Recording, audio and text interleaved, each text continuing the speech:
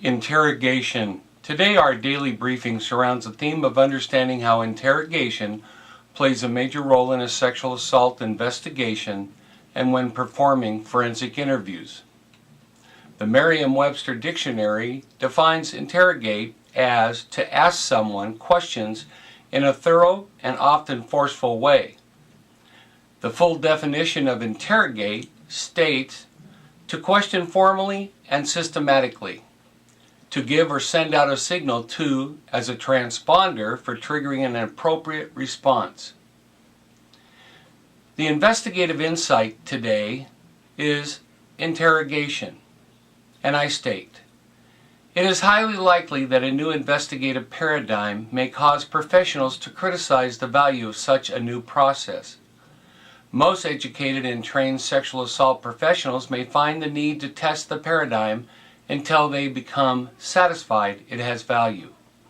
The investigator has nothing to lose in trying new ideas.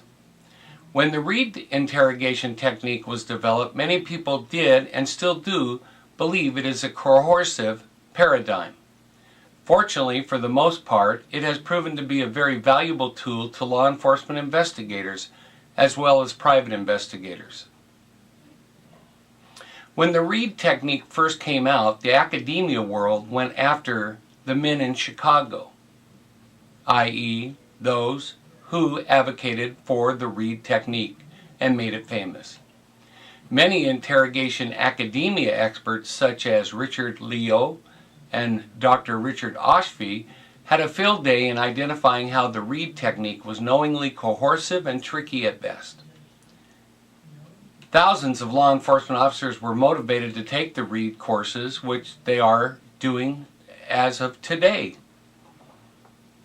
Because over half a century, the Reed techniques have worked. Of course, any law enforcement investigator worth their salt wouldn't rely on a confession to seal the deal. That is, conclude that the alleged sex offender confessed, therefore he did it. No, it takes more than a confession to get the judge and jury to bite into the prosecutor's piece of the pie. The law enforcement investigator must use the due diligence in making sure the alleged sexual offender clearly understands that he or she wants to hear what they have to say. But sometimes they need to be nudged a little in making their way to the truth fountain. The 9 steps to verifying that the Reed technique works is satisfying when you as a law enforcement officer obtain a confession that during a bath the sexual offender put his fingers where he should not have. The question, which should be asked of the investigator who utilizes the Reed technique, is did you give them an adequate chance to deny the allegations as well? This is a big question because some of the Reed technique doesn't allow any room to wiggle, and if the alleged sexual offender isn't intellectual, then he or she may have a difficult time digesting questions which leave no way out. I suggest that if you have any questions about the Reed technique, I would take some of their basic and advanced training, like I did years ago. The information is worth considering and utilizing like any other tool in law enforcement, which assists the investigator in establishing if a crime did or did not take place.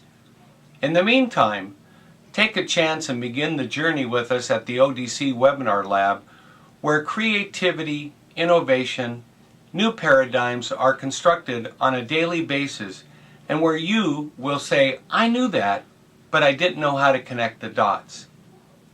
As I close, take the time to do the right investigative steps the first time, and take care of those in your community who rely upon you to do your best at all times. If you haven't already signed up for one of our sexual assault investigation and interviewing webinars, go to our website at www.onedaly, and that's ONEDALY.com/webinar and sign up today. Don't miss out on our New Year 10-hour webinar special. For information about this special, go to http://www.onedaly.com/law enforcement special/ and begin educating and training your specialized unit today. For you who work in the field of specialized investigations, please take the time to check out our 50+ webinars.